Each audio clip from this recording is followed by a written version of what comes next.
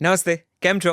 જલસો પોડકાસ્ટના એક ઓર એપિસોડમાં આપનું સ્વાગત છે. ગુજરાતીઓ માટે ખાસ તો એવું કહેવાય છે કે તે લોકો બહુ સમૃદ્ધ છે, તેમને નાણાંનું વ્યવસ્થાપન ખૂબ સારી રીતે આવડે છે અને રૂપિયો ક્યાંથી આવ્યો ને રૂપિયો ક્યાંથી જશે એ તેમને સૌથી સારી રીતે કદાચ ખબર પડે છે. પણ આ વાત ખરેખર કેટલી સાચી છે? તમને ને મને ફિનાન્સ મેનેજમેન્ટ અને પ્લાનિંગ સમજાય છે ખરું? તમારા ઘરમાં હવે પછી આવનારા લગ્નના રૂપિયા તમે એકઠા કરી લીધા છે? તમારા સંતાનને જે પણ ફિલ્ડમાં ભણાવવા છે એના રૂપિયા તમારી પાસે છે? રિટાયરમેન્ટનું પેન્શન ફંડ છે? સરકારી નોકરી ન હોય તો પ્રાઇવેટ નોકરીમાં તમે તમારી બાકીની જિંદગી, પાછળની જિંદગી કઈ રીતે સુંદર રીતે જીવી શકશો? બચત કેટલી કરવી જોઈએ અને રોકાણ કેવી રીતે કરવું જોઈએ? ઈએમઆઈઝ કેટલા ટકા સુધી લેવા જોઈએ? ક્રેડિટ કાર્ડનો ઉપયોગ કેવી રીતે કરવો જોઈએ? આજની પેઢી કદાચ કમાય તો બહુ છે, પણ રૂપિયા કેવી રીતે વધારવા અને તેનું વ્યવસ્થાપન કેવી રીતે કરવું એ તેમને સમજાય છે કે નહીં? આ બધા જ પ્રશ્નોના જવાબ આપવા માટે આજે આપણી સાથે જોડાયા છે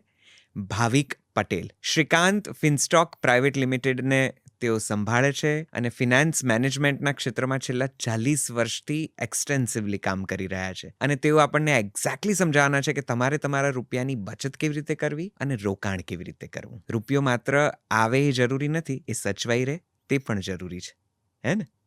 તો ચાલો આ પોડકાસ્ટ તાબડતોબ જોઈ નાખો, છેક સુધી જોજો, તમને ઘણા બધા સવાલોના જવાબ મળશે. આપ સૌનું સ્વાગત છે અને મારી સાથે દિલથી પ્રેમથી આવકારો ભાવિક પટેલને.